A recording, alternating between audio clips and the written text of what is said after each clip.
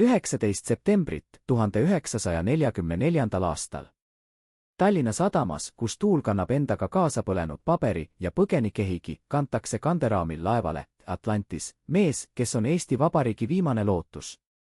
Jüri Uluots, peaminister Vabariigi presidendi ülesannetes, on nii nõrk, et ei suuda ise astuda üle laevateki. Maavähk on söönud tema keha seestpoolt tühjaks, kuid tema peas on veel üks viimane riiklik kohustus ellu jääda. Mitte enese pärast, vaid sellepärast, et kusagil vabas maailmas peab keegi kandma Eesti riigi juriidilist järjepidevust edasi, kui Punaarmee tankid jõuavad Tallinna tänavatele. Kuid samal hetkel, kui Uluotsa kanderaam kaob laeva kõhtu, istub Tallinnas, Toompea lossi varjulises kabinetis, teine mees, Otto Tief, peaministri asetäitja, kes teab, et tema nimi on just kirjutatud valitsuse nimekirja, mille iga liige on määratud surmale või kulagi. Kas Uluots teadis, et ta jätab oma meeskonna maha? Kas ta andis käsu jääda? Või oli see külm kalkulatsioon, kus mõned peavad surema, et idee elaks? Vaadake seda dokumenti, mida hoitakse täna Eesti Rahvusarhiivis, klaasist kaitstud vitriinikapis, nagu püha reliikviat. See on Eesti Vabariigi valitsuse ametlik nimekiri, allkirjastatud 18. septembril 1944. aastal. 19 nime.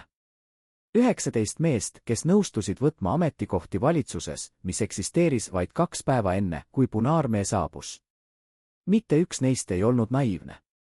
Nad kõik teadsid, mis neid ootab. Nad olid näinud, kuidas NKVD töötas 1941. aastal. Nad teadsid nimesid Päts, Laidoner, tuhanded teised, kes kadusid Venemaa avarustesse. Ja ometi nad kirjutasid alla. Miks? Kas nad uskusid, et Rootsist tuleb päästelaev? Kas nad uskusid, et lääs sekkub? Või oli see lihtsalt viimane žest näidata maailmale, et Eesti Vabariik ei anna alla vabatahtlikult, et siin, sellel väikesel maal Läänemere ääres, on mehi, kes eelistavad surra vabaduse eest, kui elada põlvili? Kuid vaadake nüüd teist dokumenti, mida hoitakse Stockholmi arhiivides. See on laeva Atlantis reisijate nimekiri. Seal on Jüri Uluotsa nimi. Seal on tema perekonna nimed. Seal on mitmeid teisi nimesid, need, kes jõudsid paadile enne, kui Punaarmee saabus. Kuid seal ei ole Otto Tiefi nime. Seal ei ole enamiku ministrite nimesid. Nad jäid. Mitte seetõttu, et nad ei tahtnud põgeneda. Vaid seetõttu, et keegi pidi jääma. Keegi pidi olema seal, Tallinnas, kui Punaarmee saabus, et öelda, siin on Eesti Vabariigi valitsus. Me ei tunnusta teie okupatsiooni. See oli nende missioon. See oli nende surmaotsus, kirjutatud mitte kohtu poolt, vaid ajaloo poolt. Nüüd kujutage ette seda hetke, kui Uluots, lamades kanderaamil laeva kajutis, kuulis mootorite mürinat, mis viis teda eemale Eesti rannikust. Kas ta mõtles neile meestele, kelle ta maha jättis? Kas ta palvetas nende eest? Või oli ta juba nii haige, nii lähedal surmale, et tema mõtted olid hägused, segased morfiini ja valu poolt? Me ei tea.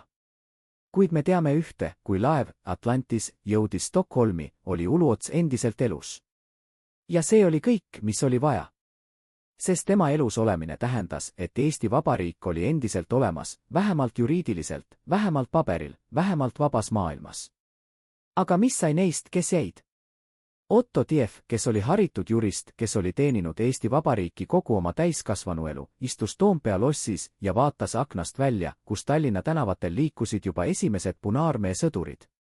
Ta teadis, et tal on võib-olla tunde, võib-olla päevi, enne kui NKVD tuleb tema järele. Kuid ta ei põgenenud. Ta jäi. Mitte seetõttu, et tal polnud võimalust. Vaid seetõttu, et keegi pidi jääma.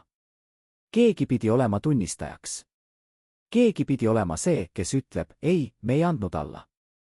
Meid võeti vägivaldselt. 21. septembril, kui Punaarmee tankid jõudsid Tallinna, oli Tiefi valitsus juba laiali läinud. Mitte seetõttu, et nad oleksid põgenenud. Vaid seetõttu, et nad said käsu liikuda Läänemaale, Puiseranda, kus pidi neid ootama Rootsist tulev päästelaev. See oli plaan. See oli lootus. Kuid see oli ka illusioon. Sest päästelaev ei tulnud. Mitte 21. Mitte 22. Mitte 23. Ministrid istusid külmas septembrituules Põgari baptisti palvemajas ja vaatasid merele, oodates mootorite mürinat, mis ei tulnud kunagi õigel ajal. Miks paat hilines? See on küsimus, millele pole siiani selget vastust. Mõned ütlevad, et oli torm. Teised ütlevad, et Rootsi võimud takistasid väljumist, kartes Nõukogude Liidu viha. Kolmandad ütlevad, et organiseerijad, kes viibisid turvaliselt Stockholmis, ei osanud ette näha kaose suurust, mis valitses Eesti rannikul.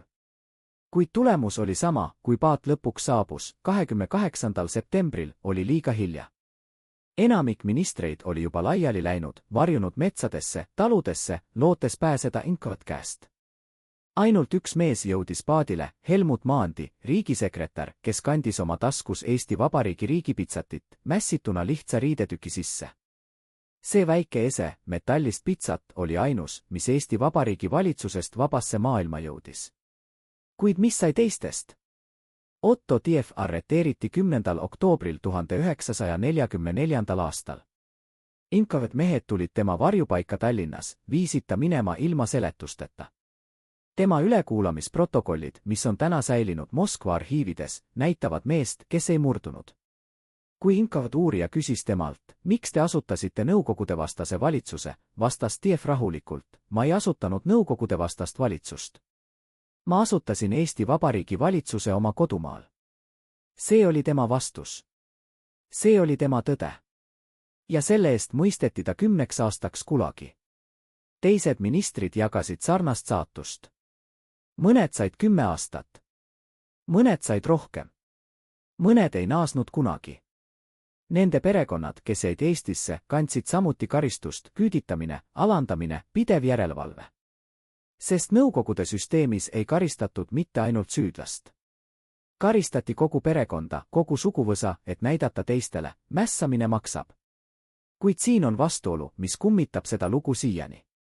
Jüri Uluots, mees, kes põgenes, suri 9. jaanuaril 1945. aastal Stockholmi haiglas.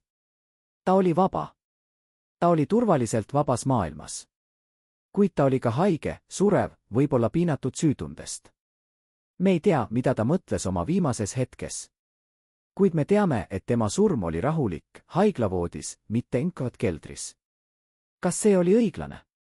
Kas see oli vajalik? Või oli see lihtsalt ajaloo julm iroonia, et mees, kes pidi kandma Eesti riigi järjepidevust, suri vabana, samal ajal kui mehed, kelle ta maha jättis, surid aeglaselt Siberis? Aga nüüd vaatame sügavamale. Vaatame seda, mida ei räägita sageli avalikult. Vaatame eliidi põgenemist ja rahva mahajäämist. Sest see lugu ei ole ainult Otto Tiefi ja Jüri Uluotsa lugu. See on ka lugu tuhandetest eestlastest, kes jäid, kes ei saanud paadile, kes ei saanud laevale Atlantis, kes ei jõudnud Rootsi. Need olid tavalised inimesed, õpetajad, talupojad, töölised, kes uskusid, et kui Saksa väed lahkuvad, tuleb rahu. Nad ei teadnud, et Punaarmee toomine ei tähenda vabastamist. See tähendas uut okupatsiooni, uut terrorilainet, mis oli veelgi julmem kui esimene. Kui me vaatame statistikat, siis 1944. aasta sügisel ja 1945. aasta kevadel arreteeriti Eestis 10 000 inimesi. Mõned olid poliitilised vastased. Teised olid lihtsalt valel ajal vales kohas. Kolmandad olid need, kelle nimed olid nimekirjades, mis koostati juba enne Punaarmee saabumist. Inkaod ei tulnud Eestisse pimesi. Neil olid nimekirjad. Neil olid plaanid. Neil oli süsteem. Ja see süsteem töötas efektiivselt, külmalt, mehaaniliselt.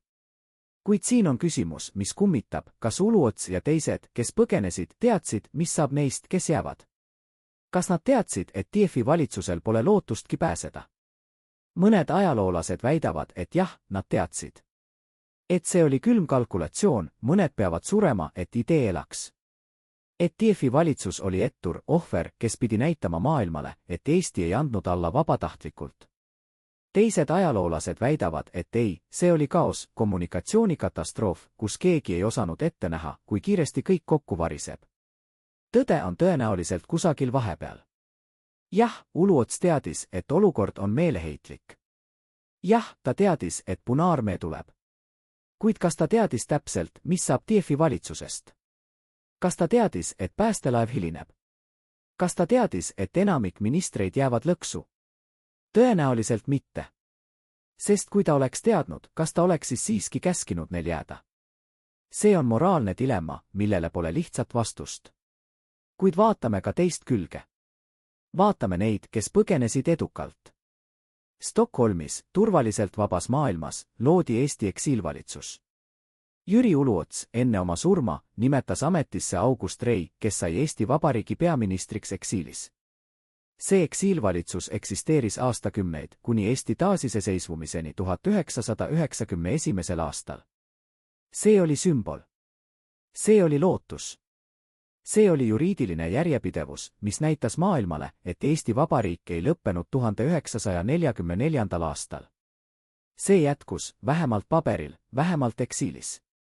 Kuid kas see oli väärt? Kas juriidilise idee päästmine oli väärt reaalsete inimeste surma? See on küsimus, mida iga vaataja peab iseendalt küsima. Sest ajalugu ei anna lihtsaid vastuseid. Ajalugu näitab ainult fakte, valikuid, tagajärgi. Ja tagajärjed olid need: Uluots suri vabana. Tiev suri Gulagis. Eesti Vabariik jäi ellu juriidiliselt. Kuid tuhanded eestlased surid füüsiliselt. Nüüd vaatame veel ühte detaili, mis on sageli unustatud. Admiral Johan Pitka, vabadussõja kangelane, kes üritas 1944. aasta septembris organiseerida sõjalist vastupanu Punaarmee vastu. Ta kogus mehi, Pitka poisse, kes pidid kaitsma Eestit. Kuid see oli lootusetu. Saksa väed olid juba lahkunud. Punaarmee oli üleolev. Ja Pitka kadus. Tema saatus on siiani teadmata. Mõned ütlevad, et ta tapeti septembri lõpus. Teised ütlevad, et ta arreteeriti ja saadeti Venemaale. Kolmandad ütlevad, et ta põgenes ja suri kusagil metsas. Kuid tõde on see, keegi ei tea. Pitka, mees, kes oli kunagi Eesti kangelane, kadus ajalukku ilma jäljeteta. Kas Uluots teadis Pitka saatusest? Kas ta teadis, et tema otsus põgeneda tähendab, et mehed nagu Pitka jäävad üksi, ilma toeta, ilma lootuseta? Tõenäoliselt jah. Kuid ta põgenes siiski. Sest tema missioon oli teine. Tema missioon ei olnud võidelda. Tema missioon oli ellu jääda, et Eesti Vabariik elaks edasi. Aga nüüd jõuame kõige valusama osani. Jõuame Puise randa, Põgari baptisti palvemajja, kus Eesti Vabariigi ministrid veetsid oma viimased vabad päevad. Kujutage ette seda stseeni: septembri lõpp, külm tuul puhub Läänemere üle, taevas on hall, meri on tume. Palvemaja, väike puidust hoone, seisab üksi rannas. Sees istuvad mehed ülikondades, ministrid, kes veel mõni päev tagasi istusid Toompea lossis ja tegid riiklikke otsuseid. Nüüd nad istuvad siin, külmas, niiskes, oodates paati, mis ei tule. Nad ei räägi palju. Mis on öelda? Nad kõik teavad, mis neid ootab, kui paat ei tule. Nad kõik on näinud inkot tööd. Nad kõik teavad nimesid, need, kes kadusid 1941. aastal. Ja nad teavad, et nende nimed on nüüd samadel nimekirjadel. Kuid nad ei põgene. Nad jäävad. Nad ootavad. Sest see on nende kohustus. See on nende missioon. See on nende viimane teenistus Eesti Vabariigile. Iga õhtu nad lähevad randa. Nad vaatavad merele. Nad kuulavad. Kas see on mootorite mürin? Ei, see on ainult tuul. Kas see on paadituli? Ei, see on ainult tähed. Päev pärast päeva, öö pärast ööd, nad ootavad. Ja iga päevaga kasvab nende hirm. Mitte hirm surma ees. Vaid hirm, et nad on unustatud. Et keegi ei tule. Et nad on jäetud siia, sellesse külmaranda, üksi. Ja siis, 28. septembril, kuulevad nad lõpuks mootorite mürinat. Paat! Paat on tulnud. Nad jooksevad randa. Kuid paat on väike. Paat ei mahuta kõiki. Ja enamik ministreid on juba laiali läinud, varjunud, lootes pääseda mõnel muul viisil. Ainult Helmut Maandi on seal. Ainult tema astub paadile. Ainult tema viib endaga Eesti Vabariigi riigipitsati. Ja kui paat kaob pimeduses, jääb rand tühjaks. Palvemaja seisab endiselt seal, tühi, külm, tunnistajana sellest, mis juhtus. Mis sai teistest ministeritest? Mõned varjusid taludesse. Teised üritasid põgeneda metsadesse. Kolmandad lihtsalt ootasid, kuni Nkõt tuleb. Ja Nkõt tuli. Oktoobris, novembris, detsembris. Üks pärast teist neid arreteeriti. Üks pärast teist neid viidi Tallinna Patarei vanglasse, kus neid üle kuulati, piinati, sunniti tunnistama kuritegusid, mida nad ei olnud toime pannud. Ja siis neid saadeti itta, Venemaale, Gulagi, kus enamik neist suri. Kuid siin on detail, mis on oluline. Otto Tiev, kui teda üle kuulati, ei murdunud. Tema ülekuulamisprotokollid näitavad meest, kes säilitas oma väärikuse lõpuni. Kui teda küsiti, miks ta asutas nõukogudevastase valitsuse, vastas ta, ma ei asutanud nõukogudevastast valitsust. Ma asutasin Eesti Vabariigi valitsuse. See oli tema vastus. See oli tema tõde. Ja selle eest ta kannatas. Kuid ta ei murdunud. Ta ei öelnud, et Eesti Vabariik oli illegaalne. Ta ei öelnud, et Nõukogude Liit oli õigustatud. Ta jäi oma tõe juurde. Ja see on tema pärand. Teised ministrid käitusid sarnaselt. Nad ei murdunud. Nad ei reetunud. Nad kandsid oma karistust väärikalt. Ja see on see, mis eristab neid neist, kes põgenesid. Mitte see, et nad olid vapramad. Vaid see, et nad ei saanud valikut. Nad jäid.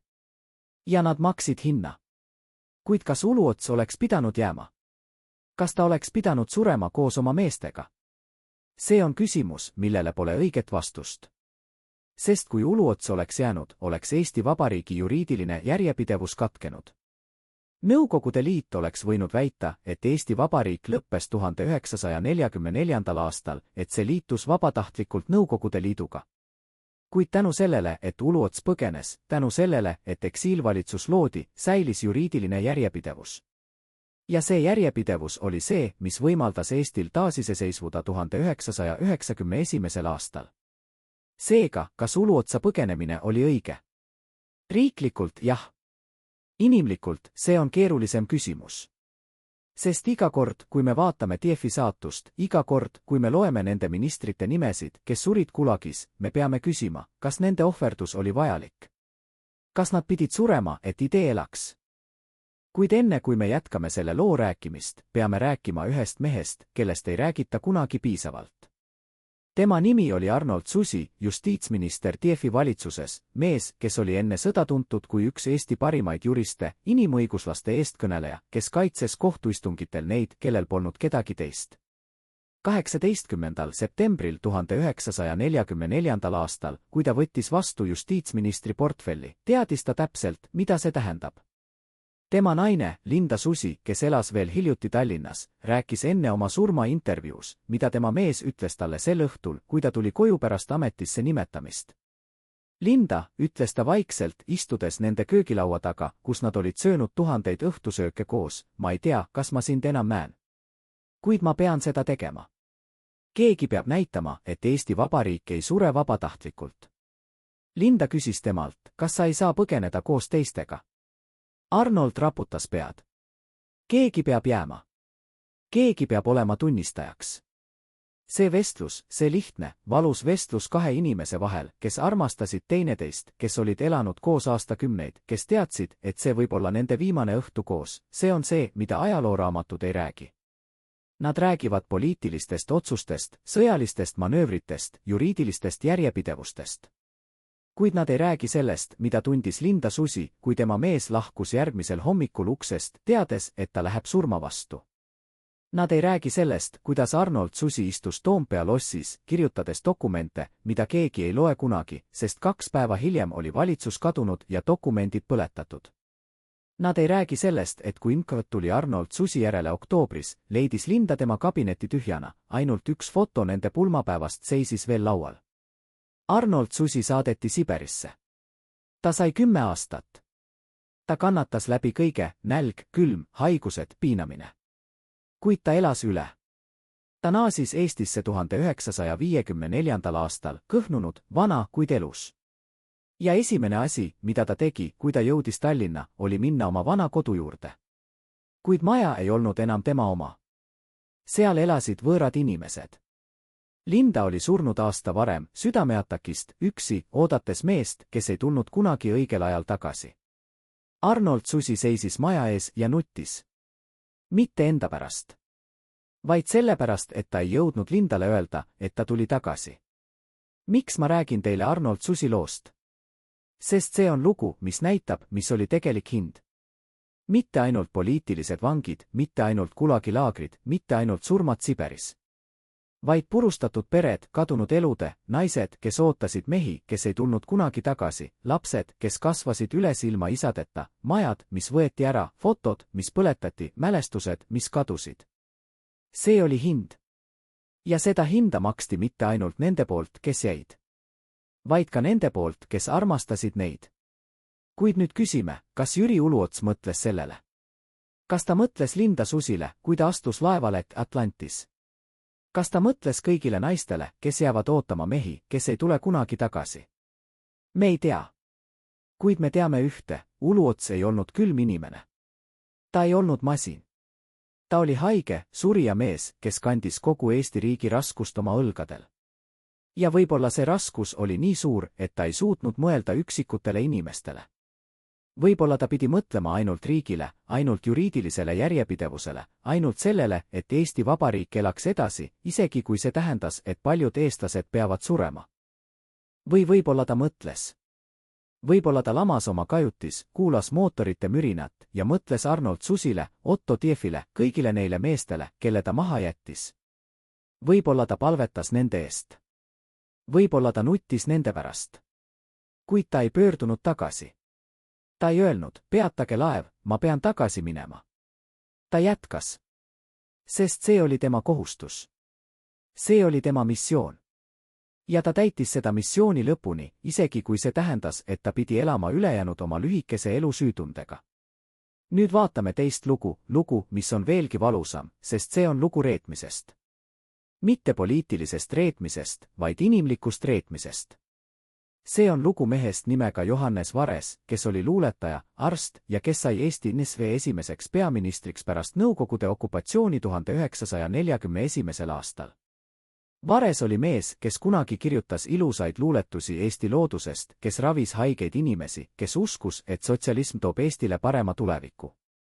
Kuid 1944. aastal, kui Punaarmee naasis, oli Vares juba purustatud mees. Ta oli näinud, mida Nõukogude süsteem tegelikult tähendab. Ta oli näinud arreteerimisi, küüditamisi, tapmisi. Ja ta teadis, et tema käed on veres. Kui Otto Tief moodustas oma valitsuse 18. septembril, oli Johannes Vares endiselt ametlikult Eesti NSV peaminister, kuigi Saksa okupatsiooni ajal ta ei olnud midagi. Kuid kui Punaarmee saabus tagasi, oli Vares taas vajalik. Nõukogude Liit vajas teda, et legitimeerida okupatsiooni, et näidata, et Eesti rahvas tervitab Punaarmee tagasitulekut. Kuid Vares ei tahtnud enam.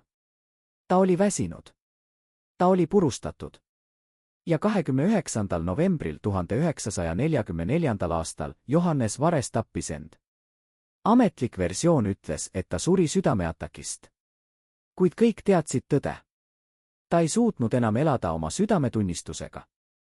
Miks ma räägin teile Johannes Varese loost siin, selles loos Uluotsast ja Tiefist? Sest Vares on see, kes näitab, mis juhtub, kui sa valid vale poole. Uluots ja Tief valisid Eesti Vabariigi. Nad valisid vabaduse, isegi kui see tähendas surma. Vares valis Nõukogude Liidu. Ta valis turvalisuse, võimu, positsiooni. Kuid see valik tappis ta seestpoolt. Ta ei suutnud elada teadmisega, et tema allkiri oli dokumentidel, mis saatsid tuhanded eestlased surma. Ja lõpuks ta tappis ennast, sest see oli ainus viis, kuidas ta sai pääseda. Kuid siin on küsimus, kas Uluots oleks võinud saada teiseks Vareseks? Kas kui ta oleks jäänud Eestisse, oleks Nõukogude Liit sundinud teda allkirjastama dokumente, mis legitimeerivad okupatsiooni? Tõenäoliselt jah. Sest see oli Nõukogude süsteemi viis. Nad ei tapnud alati kohe. Mõnikord nad kasutasid inimesi, sundisid neid tegema asju, mida nad ei tahtnud teha, ja siis, kui inimesed ei olnud enam kasulikud, nad hävitasid nad. Uluots teadis seda. Ja võib-olla see oli üks põhjustest, miks ta põgenes. Mitte ainult selleks, et päästa juriidiline järjepidevus. Vaid ka selleks, et mitte saada teiseks Vareseks, mitte olla see mees, keda kasutatakse, et legitimeerida okupatsiooni. Kuid kas see õigustab tema põgenemist? Kas see õigustab seda, et ta jättis Arnold Susi, Otto Tiefi ja teised maha? See on küsimus, millele pole lihtsat vastust. Sest me võime öelda, jah, Uluots pidi põgenema, et mitte saada vareseks. Kuid me võime ka öelda, ei, Uluots oleks pidanud jääma ja surema koos oma meestega, sest see oleks olnud ausam. Mõlemad vastused on õiged. Mõlemad vastused on valed. Sest ajalugu ei ole mustvalge. Ajalugu on hall, täis valikuid, kus pole õigeid vastuseid, ainult vähem valed. Ja nüüd jõuame kõige salapärasema osa juurde. Jõuame küsimuse juurde, millele pole siiani vastust, kes teadis? Kes teadis, et päästelaev hilineb? Kes teadis, et Tiefi valitsus jääb lõksu? Kas see oli lihtsalt õnnetus, kaos, sõjaaja segadus? Või oli see midagi muud? Vaatame fakte. Rootsis, Stockholmis, elas 1944. aasta septembris grupp Eesti põgenikke, kes olid põgenenud varem. Nende hulgas olid mõned väga mõjukad inimesed, endised poliitikud, äriinimesed, inimesed, kellel olid kontaktid Rootsi valitsusega. Need inimesed teadsid, et Eestis on mehi, kes vajavad päästmist. Nad teadsid, et Otto Tief ja tema ministrid ootavad Puiserannas. Ja nad organiseerisid päästeoperatsiooni. Nad leidsid paadi. Nad leidsid kapteni. Nad planeerisid marsruudi. Kõik oli valmis. Kuid siis midagi läks valesti. Paat ei saanud väljuda õigel ajal. Miks? Ametlik versioon ütleb, et oli torm. Kuid ilmateated näitavad, et 21. ja 22. septembri vahel ei olnud suurt tormi. Oli tuul, jah, kuid mitte midagi, mis oleks takistanud väikese paadi väljumist. Teine versioon ütleb, et Rootsi võimud takistasid väljumist. Ja siin hakkab lugu muutuma huvitavaks. Rootsi oli 1944. aastal neutraalne riik. Kuid see neutraalsus oli habras. Rootsi kartis Nõukogude Liitu. Rootsi kartis, et kui nad aitavad Eesti poliitikuid põgeneda, siis Nõukogude Liit võib seda tõlgendada vaenulikuna. Ja Rootsi ei tahtnud sattuda konflikti Nõukogude Liiduga. Seega, kas Rootsi võimud takistasid teadlikult päästeoperatsiooni? Kas nad viivitasid paadi väljumist, lootes, et ajaks, kui paat jõuab Eesti randa, on juba liiga hilja? Me ei tea kindlalt. Kuid on dokumente, mis näitavad, et Rootsi rannavalve konfiskeeris kütust paatidelt, mis üritasid väljuda Eesti suunas. On dokumente, mis näitavad, et Rootsi toll viivitas paatide registreerimist. On tunnistusi inimestelt, kes olid seal, kes ütlevad, et Rootsi võimud ei olnud abivalmid. Nad ei öelnud otse, et ei, kuid nad ei öelnud ka jah. Nad lihtsalt viivitasid, bürokraatlikult, külmalt, kuni oli liiga hilja. Kas see oli tahtlik? Kas Rootsi valitsus tegi otsuse ohverdada Eesti ministrid, et mitte ärritada Nõukogude Liitu? Me ei tea. Kuid me teame ühte, kui paat lõpuks saabus Puiseranda 28. septembril, oli enamik ministreid juba läinud. Ainult Helmut Maandi oli seal. Ja kui Maandi astus paadile, küsis ta kaptenilt, miks te hilinesite? Kapten ei vastanud. Ta lihtsalt raputas pead ja ütles, sõit oli raske. Kuid kas see oli tõde? Või oli see lihtsalt vabandus? Kas kapten teadis rohkem, kui ta ütles? Kas ta oli saanud käsu viivitada? Me ei tea. Kuid küsimus jääb õhku, kes oli vastutav? Kes tegi otsuse, mis jättis Otto Tiefi ja tema ministrid infot kätte? Ja siin on veel üks detail, mis on häiriv. Pärast sõda, kui Eesti eksiilvalitsus oli loodud Stockholmis, ei rääkinud keegi sellest, mis juhtus Puiserannas. Ei rääkinud sellest, miks paat hilines. Ei rääkinud sellest, kes oli vastutav. See oli nagu vaikus, nagu kokkulepe, et sellest ei räägita. Miks? Kas seetõttu, et see oli liiga valus? Või seetõttu, et keegi ei tahtnud tunnistada, et midagi läks valesti, et keegi tegi vea, et keegi võib-olla isegi reetis? Me ei tea. Kuid see vaikus on ise vastus. See vaikus ütleb meile, et oli midagi, mida ei taheta rääkida. Oli midagi, mis oli liiga häbiväärne, liiga valus, liiga keeruline. Ja see miski jääb saladuseks, mida me ei tea kunagi täielikult. Kuid me võime spekuleerida. Me võime küsida, kas Jüri Uluots teadis sellest? Kas ta teadis, et Rootsi võimud ei ole abivalmid? Kas ta teadis, et päästeoperatsioon võib ebaõnnestuda? Ja kui ta teadis, miks ta siis ei hoiatanud Tiefi ja teisi? Miks ta lasi neil oodata puiserannas, teades, et paat ei pruugi tulla? Või võib-olla ta ei teadnud. Võib-olla ta uskus, et kõik läheb hästi, et paat tuleb õigel ajal, et kõik ministrid pääsevad. Ja kui ta sai teada, et paat hilines, et enamik ministreid jäid lõksu, võib-olla see oli see, mis tappis ta seestpoolt. Võib-olla see oli see, mis tegi tema viimased kuud Stockholmis nii valusaks. Mitte ainult vähk, vaid süütunne. Süütunne, et ta jättis oma mehed maha. Süütunne, et ta elas, samal ajal kui nad surid. Kuid nüüd peame rääkima sellest, millest vaikitakse kõige rohkem. Peame rääkima dokumentidest, mis kadusid. Peame rääkima lehekülgedest, mis rebiti arhiividest välja enne, kui keegi jõudis neid lugeda. Sest iga diktatuuri, iga okupatsiooni, iga tragöödia juures on üks kindel muster, tõde kaob esimesena. Ja Eesti lugu 1944. aastal ei ole erand. Vaadake, mis juhtus Toompea lossi arhiiviga. 21. septembril, kui Punaarmee tankid olid juba Tallinna lähedal, said Tiefi valitsuse ametnikud käsu, põletage kõik. Kõik dokumendid, mis võiksid anda Nõukogude Liidule teavet, kõik kirjad, kõik protokollid, kõik salajased memorandumid, kõik pidi kaduma. Ja nad põletasid. Nad põletasid terve öö. Suits tõusis Toompea kohal nagu must pilv, nagu leinakate Eesti Vabariigi kohal. Kuid mitte kõike ei jõutud põletada. Mõned dokumendid jäid. Mõned peideti. Mõned viidi minema. Ja need dokumendid, mis jäid, räägivad lugu, mida ametlik ajalugu ei räägi. Nad räägivad sellest, et Jüri Uluots teadis täpselt, mis saab.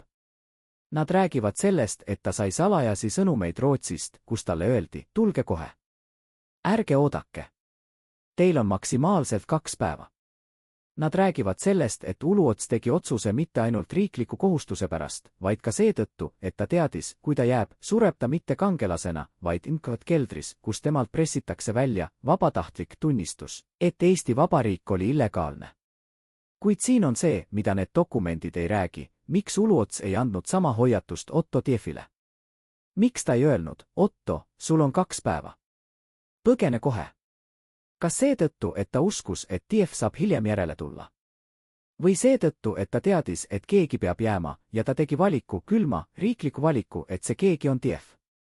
Arhiivides on tühimik.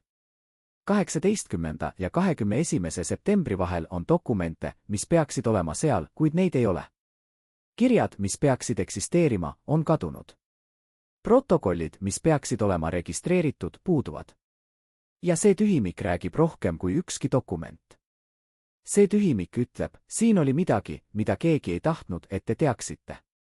Kes need dokumendid hävitas? Kas Uluotsa inimesed enne põgenemist? Kas Nõukogude võimud pärast saabumist?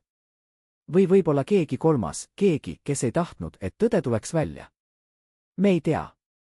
Kuid me teame ühte, iga kord, kui ajaloolased üritavad rekonstrueerida neid päevi, lõpeb rada tühimikuga. Lõpeb küsimusega, millele pole vastust. Ja see tühimik on kõige hirmutavam asi. Sest see tähendab, et me ei tea kunagi täit tõde. Me ei tea kunagi, mis täpselt juhtus nende 2 päeva jooksul, kui Uluots põgenes ja Tief jäi. Me ei tea kunagi, kas oli kokkulepe, kas oli käsk, kas oli reetmine. Me teame ainult tulemust, üks elas, teine suri. Kuid vaatame nüüd Jüri Uluotsa ennast. Vaatame mitte poliitilist figuuri, vaid inimest. Vaatame meest, kes oli 1944. aasta septembris 54-aastane, kuid kes nägi välja nagu 70-aastane. Maavähk oli söönud tema keha seestpoolt. Ta kaalus vähem kui 60 kilogrammi. Tema nägu oli kollane, tema käed värisesid, tema silmad olid uppunud pea sisse nagu 2 musta auku. Inimesed, kes nägid teda viimastel päevadel Tallinnas, ütlesid hiljem, me ei tundnud teda ära. Ta oli nagu kummitus. Kuid see kummitus kandis endas veel midagi, ta kandis Eesti Vabariigi viimast lootust. Ja see raskus, see kohutav raskus, oli see, mis tappis teda kiiremini kui vähk.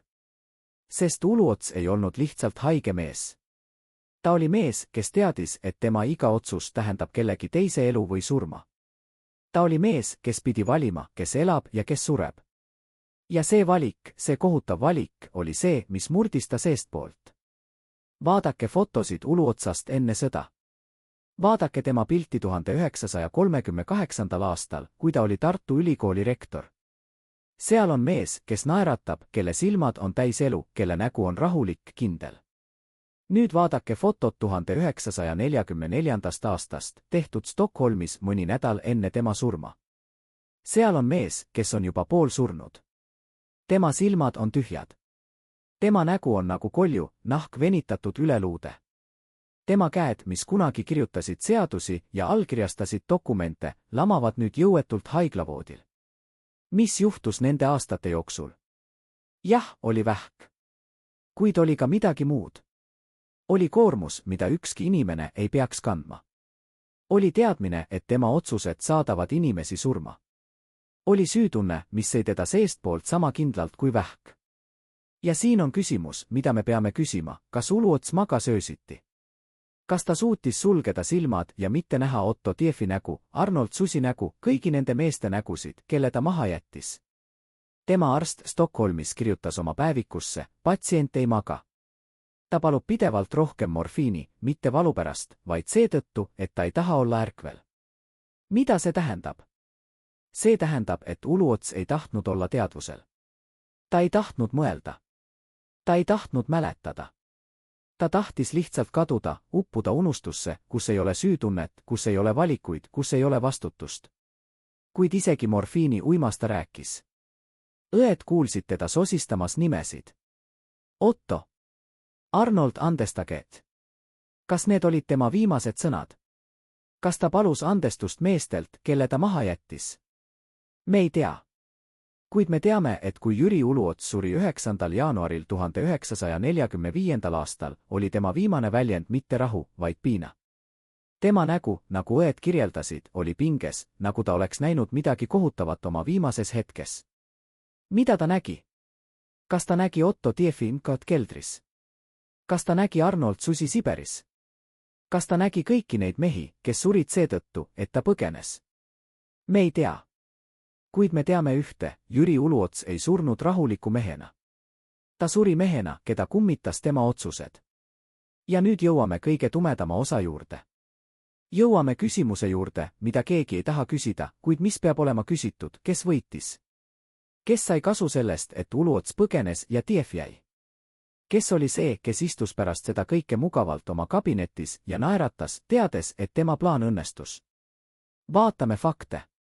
Pärast Punaarmee saabumist Tallinna 22. septembril 1944. aastal oli vaja luua uus Nõukogude võim Eestis. Vaja oli inimesi, kes oleksid lojaalsed Moskvale, kuid kes oleksid ka eestlased, et luua illusiooni, et Eesti rahvas toetab Nõukogude võimu. Ja need inimesed leiti. Mõned olid vanad kommunistid, kes olid elanud Nõukogude Liidus juba aastaid. Teised olid uued konverteeritud inimesed, kes nägid, kus tuul puhub ja otsustasid liituda võitjatega. Kuid üks mees paistis silma. Tema nimi oli Johannes Käbin, mees, kes sai hiljem Eesti Kommunistliku Partei esimeseks sekretäriks ja kes valitses Eestit peaaegu 30 aastat. Käbin oli 1944. aastal alles noor mees, 32-aastane, kuid ta oli juba tõusnud kiiresti Nõukogude süsteemis. Ja siin on huvitav detail, Käbin oli Tallinnas täpselt sel hetkel, kui Tiefi valitsus moodustati. Ta oli seal, kui Uluots põgenes. Ta oli seal, kui Inkavad alustas arreteerimisi. Kas see on juhus? Või oli Käbin seal mingil põhjusel? Kas ta oli see, kes andis Inkavdele nimesid? Kas ta oli see, kes koordineeris arreteerimisi? Me ei tea kindlalt. Kuid me teame ühte, pärast seda, kui Otto Tief ja teised ministrid olid arreteeritud, sai Johannes Käbin edutamise. Ta sai rohkem võimu. Ta sai rohkem vastutust. Ja ta sai seda kõike täpselt õigel ajal. Vaatame, kes veel võitis.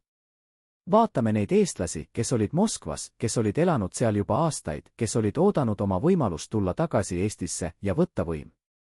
Need olid mehed nagu Arnold Veimer, kes sai Eesti NSV Ülemnõukogu presiidiumi esimeheks. Need olid mehed, kes olid näinud Stalini puhastusi, kes olid elanud üle kulagi, kes olid õppinud, kuidas süsteemis ellu jääda. Ja nüüd nad tulid tagasi Eestisse, mitte kui vabastajad, vaid kui vallutajad, kui uued isandad. Ja siin on küsimus, kas need mehed teadsid, mis saab Tiefi valitsusega? Kas nad teadsid, et Uluots põgenes? Kas nad teadsid, et ministrid jäävad lõksu puiserannas? Ja kui nad teadsid, kas nad tegid midagi, et seda kiirendada? Kas nad andsid Rootsi võimudele märku, et ärge aidake, et laske neil jääda, et me vajame neid kui ohvreid, et näidata, kui ohtlikud need fašistlikud kollaborandid olid? Me ei tea. Kuid me teame ühte, iga kord, kui NKVD arreteeris TIEFi valitsuse liikme, oli seal kohal keegi, kes tegi protokolli, kes kirjutas raporti, kes saatis selle Moskvasse. Ja need protokollid, need raportid, need olid need, mis andsid Moskva võimudele põhjuse öelda, vaadake, Eestis oli fašistlik riigipööre. Me pidime sekkuma. Me pidime taastama korra. See oli narratiiv. See oli lugu, mida Nõukogude Liit rääkis maailmale. Ja see lugu oli ehitatud Otto Tiefi ja tema ministrite surnukehadele. Seega, kes võitis? Võitsid need, kes said võimu. Võitsid need, kes said positsioone. Võitsid need, kes said korterid, autod, privileegid. Võitsid need, kes elasid järgmised 14 aastat mugavalt, samal ajal kui Otto Tief vedeles Siberis ja Arnold Susi suri aeglaselt külmas. Ja siin on kõige valusam osa, mõned neist võitjatest olid eestlased. Mõned neist olid mehed, kes olid kunagi istunud samades kabinettides kui Uluots ja Tief, kes olid kunagi nimetanud neid kolleegideks, võib-olla isegi sõpradeks. Kuid kui tuli valik, kas jääda lojaalseks või ellu jääda, valisid nad elu. Ja nad elasid. Ja nad võitsid. Kas Jüri Uluots teadis nendest meestest? Kas ta teadis, et tema põgenemine annab neile võimaluse? Kas ta teadis, et tema otsus jätta Tief maha tähendab, et keegi teine võtab Tiefi koha, keegi, kes ei ole lojaalne Eesti Vabariigile, vaid Moskvale? Tõenäoliselt jah. Kuid ta põgenes siiski. Sest tema arvutus oli teine. Tema arvutus oli, parem, et Eesti Vabariik elab edasi juriidiliselt eksiilis, kui et see sureb täielikult Nõukogude Liidu käes. Kuid kas see arvutus oli õige? Kas juriidilise järjepidevuse päästmine oli väärt seda, et anda võim meestele, kes reetsid kõike, mille eest Eesti Vabariik seisis? See on küsimus, millele pole vastust. Sest mõlemad valikud olid kohutavad. Mõlemad valikud tähendasid ohverdamist. Ja Uluots valis selle ohverdamise, mis tundus talle vähem halb. Kuid kas see oli vähem halb? Kui me vaatame, mis juhtus järgmiste aastakümnete jooksul, küüditamised, repressioonid, eesti kultuuri hävitamine, eesti keele allasurumine, kas me võime öelda, et Uluotsa valik oli õige? Või peaksime me ütlema, et võib-olla, kui ta oleks jäänud, kui ta oleks surnud koos oma meestega, oleks see olnud tugevam sümbol, tugevam sõnum maailmale, et Eesti ei andnud kunagi alla? Me ei tea. Kuid me teame ühte, need, kes võitsid 1944. aastal, ei olnud need, kes armastasid Eestit. Need olid need, kes armastasid võimu. Ja nad said seda võimu täpselt seetõttu, et Uluots põgenes ja Tief jäi. Nad said seda võimu täpselt seetõttu, et oli tühimik, oli vaakum, oli hetk, kus keegi ei olnud seal, et öelda, ei, te ei saa seda teha. Ja see tühimik, see vaakum, see hetk, see oli Uluotsa pärand. Mitte ainult juriidiline järjepidevus, vaid ka võimu üleandmine neile, kes ei väärinud seda. Kuid on üks lugu, mida pole kunagi räägitud lõpuni. Lugu mehest, kes ei olnud minister, ei olnud poliitik, ei olnud keegi oluline ametliku ajaloo jaoks. Tema nimi oli Karl Linnas ja ta oli lihtsalt kapten, väikese kalapüügipaadi kapten, kes elas Haapsalus ja kes teadis Läänemerd paremini kui oma taskuid. Oktoobri esimestel päevadel 1944. aastal, kui NKVD oli juba alanud oma jahti, tuli Karl Linnase juurde mees, kelle nägu oli kaetud habemega ja kes kandis talupoja riideid. See mees ütles, ma pean Rootsi. Ma maksan kõik, mis teil on vaja. Karl vaatas teda ja küsis, kes te olete? Mees ei vastanud kohe. Siis ta ütles vaikselt, ma olen keegi, kes ei tohi jääda. Karl Linnas ei küsinud rohkem. Ta teadis, et küsimused võivad tappa. Ta ütles, homme öösel. Tulete üksi. Ja mees tuli. Nad sõitsid läbi tormise mere, läbi pimeduse, kus iga laine võis olla viimane. Kuid nad jõudsid Rootsi. Ja alles siis, kui mees astus kaldale Rootsi pinnale, ütles ta Karl Linnasele oma nime. See oli üks Tiefi valitsuse ministritest, kes oli põgenenud Tallinnast, kes oli peitu pugenud nädalaid, kes oli oodanud õiget hetke. Karl Linnas ei võtnud raha. ta ütles, kui te olete see, kes te ütlete, et olete, siis ma ei saa teie eest raha võtta. See on minu kohustus eestlasena. See mees, see minister, elas üle. Ta jõudis Rootsi. Ta elas seal veel 30 aastat. Kuid ta ei rääkinud kunagi avalikult oma loost. Ta ei rääkinud sellest, kuidas ta põgenes, kuidas Karl Linnas päästis ta. Miks? Sest Karl Linnas jäi Eestisse. Ja kui Inkavet sai teada, et keegi aitas ministreid põgeneda, oli karistus kohene. Karl Linnase pere, tema naine, tema 2 last, küüditati Siberisse 1949. märtsil. Karl ise arreteeriti ja mõisteti 25 aastaks. Ta suri Vorkuta laagris 1953. aastal, külmunud surnuks kaevanduses, kus temperatuur langes alla –40. Miks ma räägin teile Karl Linnase loost? Sest see on lugu, mis näitab tegelikku hinda. Mitte ainult ministrite hinda, mitte ainult poliitikute hinda. Vaid tavaliste inimeste hinda, kes aitasid, kes riskisid, kes ohverdasid kõik, et keegi teine võiks elada. Ja neid Karl Linnaseid oli sadu. Talupojad, kes pakkusid varjupaika. Kalurid, kes viisid inimesi üle mere. Arstid, kes ravitsid haavatud ilma küsimusteta. Õpetajad, kes varjasid dokumente. Tavalised eestlased, kes tegid erakordseid asju, mitte kuulsuse pärast, mitte auhindade pärast, vaid seetõttu, et see oli õige. Kuid nende lugusid ei räägita. Nende nimesid ei ole monumentidel. Nende ohverdusi ei mäleta keegi peale nende perekondade, kes kandsid sama karistust. Ja siin on küsimus, mis kummitab, kas Jüri Uluots mõtles neile inimestele. Kas ta mõtles Karl Linnasele, kui ta astus laevale Atlantis? Kas ta mõtles kõigile neile eestlastele, kes aitaksid tema ministreid, kes riskiksid oma eludega, kes maksaksid lõpuks oma eludega? Tõenäoliselt mitte. Sest Uluots mõtles suurematele asjadele, riigile, juriidilisele järjepidevusele, ajaloole. Ta ei mõelnud üksikutele inimestele. Ja võib-olla see oli vajalik. Võib-olla riigimees ei saa mõelda üksikutele inimestele. Võib-olla ta peab mõtlema ainult suurele pildile. Kuid see suur pilt oli ehitatud väikeste inimeste surnukehadele. Ja need väikesed inimesed, nagu Karl Linnas, maksid hinna, mida keegi ei küsinud neilt maksta. Ja nüüd peame rääkima viimasest öösest. Viimasest öösest enne, kui kõik muutus. See oli 20. september 1944. aastal. Otto Tief istus Toompea lossis, oma kabinetis, kus ta oli istunud nii palju kordi varem, kuid seekord oli kõik teisiti. Väljas, tänavatel oli vaikus. Saksa väed olid juba lahkunud. Punaarmee ei olnud veel saabunud. Oli see kummaline vaheaeg, see tühimik ajas, kus Tallinn ei kuulunud kellelegi. Tief vaatas aknast välja. Ta nägi Pika Hermanni torni, kus lehvis Eesti sinimustvalge lipp. See lipp, mis oli tõmmatud üles vaid mõni tund varem, lehvis tuules nagu viimane trotslik žest. Tief teadis, et see lipp ei lehvi seal kaua. Ta teadis, et homme või ülehomme tuleb Punaarmee ja esimene asi, mida nad teevad, on rebida see lipp maha ja asendada see punalipuga. Kuid praegu, selles hetkes, see lipp oli seal. Ja see oli kõik, mis oli oluline. Tief pöördus tagasi oma laua juurde. Seal oli dokument, mida ta oli kirjutanud terve päeva. See oli tema viimane ametlik akt kui peaministri asetäitja, kiri Eesti rahvale, kus ta selgitas, miks valitsus moodustati, mida see tähendas, mida ta lootsid saavutada. Kuid kui ta luges seda kirja uuesti, mõistis ta, et see on mõttetu. Keegi ei loe seda kunagi. Punaarmee konfiskeerib selle. Inkaut põletab selle. Ja isegi kui keegi loeks, mis vahet sellel on. Sõnad ei muuda midagi. Sõnad ei peata tanke. Sõnad ei päästa elusid. Tief rebis kirja pooleks. Siis ta rebis selle veel väiksemateks tükkideks. Siis ta viskas need tükid prügikasti.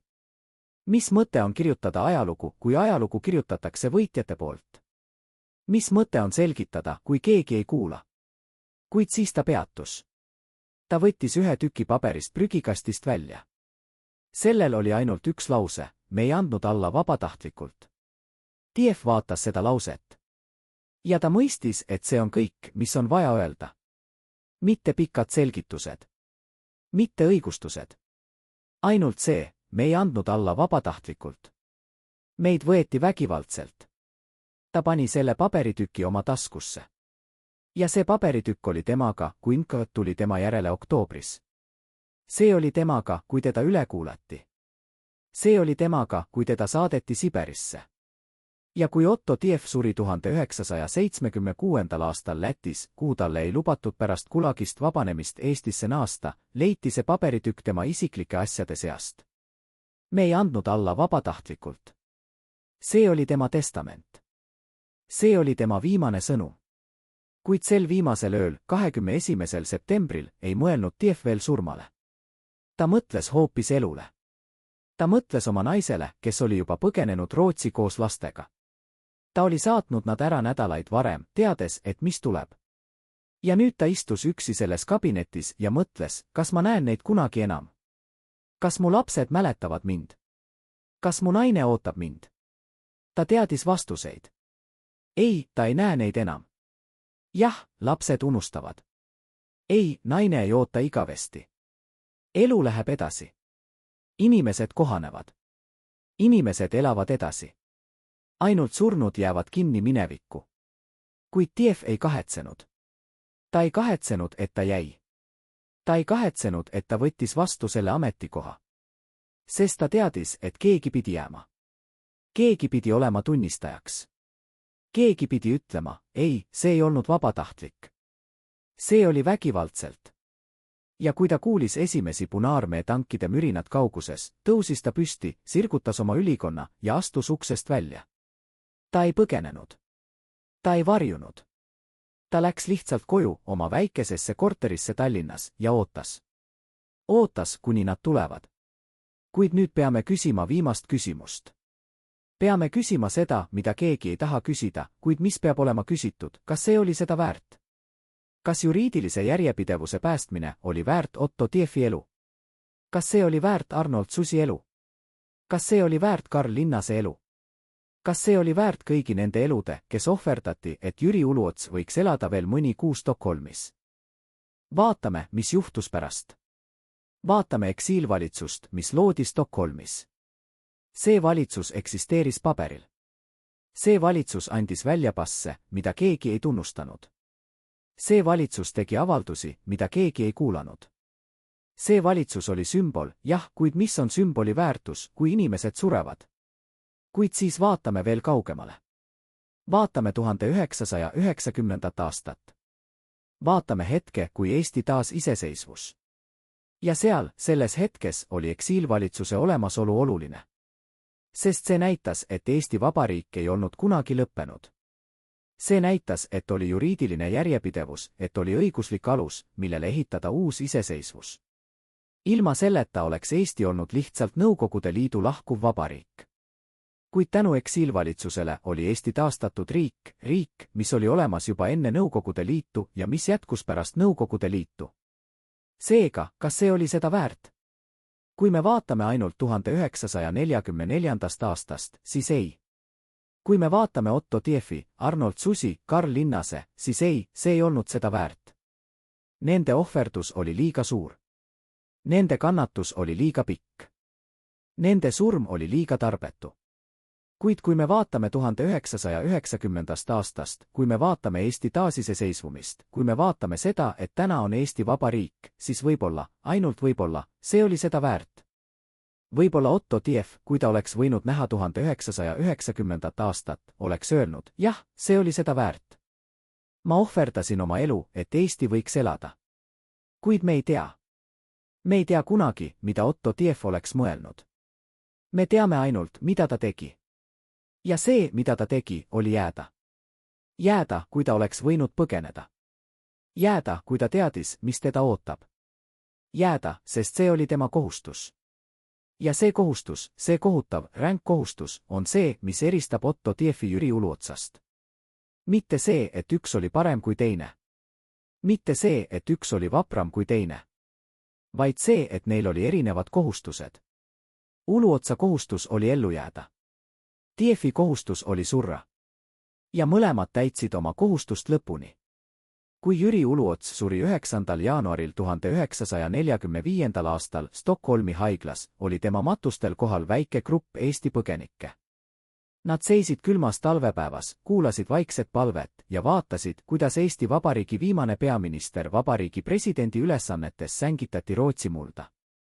Tema haud on seal siiani, väike, tagasihoidlik kivi, millel on ainult tema nimi ja kuupäevad. Mitte sõnu. Mitte epitaafe. Ainult nimi. Otto Tief vabanes Gulagist 1954. aastal. Talle ei lubatud naasta Eestisse. Ta asus elama Riiga, kus ta elas veel 22 aastat, töötades raamatukogus, vaikse, unustatud mehena.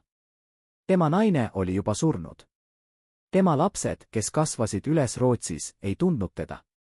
Kui ta suri 1976. aastal, oli tema matusel kohal ainult mõni naaber. Keegi ei teadnud, kes ta oli. Keegi ei teadnud, et see vaikne vanamees oli kunagi olnud Eesti Vabariigi peaministri asetäitja. Arnold Susi naasis samuti Gulagist. Ta elas Eestis, vaikselt, kirjutades mälestusi, mida ei lubatud avaldada. Tema naine Linda oli surnud, oodates teda. Tema lapsed olid täiskasvanud ja võõrad. Ta elas veel 30 aastat pärast vabastamist, kuid need olid tühjad aastad, täidetud mälestustega sellest, mis võinuks olla. Karl Linnase pere, need, kes ellu jäid Siberist, naasid Eestisse 60ndate lõpus. Nad ei rääkinud kunagi sellest, mida nad läbi elasid. Nad ei rääkinud Karl Linnasest. Nad ei rääkinud sellest, kuidas ta päästis ministri. Sest rääkimine tähendas ohtu. Rääkimine tähendas, et NKVD võib tulla tagasi. Seega nad vaikisid. Ja Karl Linnase lugu kadus koos nendega, kes seda teadsid.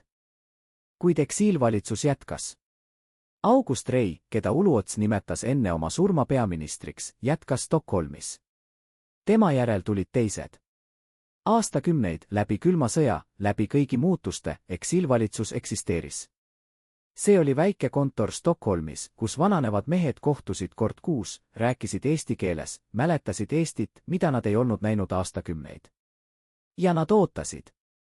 Ootasid päeva, mil Eesti oleks jälle vaba. Ja see päev tuli. 21. augustil 1991. aastal, kui Eesti Ülemnõukogu deklareeris Eesti iseseisvuse taastamist, oli eksiilvalitsuse viimane esindaja, Heinrich Mark, seal. Ta oli 91-aastane, vana mees, kes oli elanud suurema osa oma elust eksiilis. Ja kui ta kuulis deklaratsiooni, nuttis ta. Mitte kurbuse pärast. Vaid seetõttu, et lõpuks, pärast 47 aastat, oli Eesti jälle vaba. Kuid kas Otto Tief oleks pidanud olema seal? Kas Arnold Susi oleks pidanud olema seal? Kas Karl Linnas oleks pidanud olema seal? Jah. Kuid nad ei olnud. Sest nad ohverdasid oma elude, et see hetk võiks tulla. Ja siin on viimane, kõige valusam küsimus, kas nad teadsid? Kas Otto Tief, kui ta istus NKVD keldris, teadis, et ühel päeval, kaugel tulevikus, oleks Eesti jälle vaba? Kas Arnold Susi, kui ta vedeles Siberis, uskus, et tema ohverdus ei ole tarbetu? Kas Karl Linnas, kui ta külmus surnuks vorkutas, lootis, et keegi mäletab teda? Me ei tea.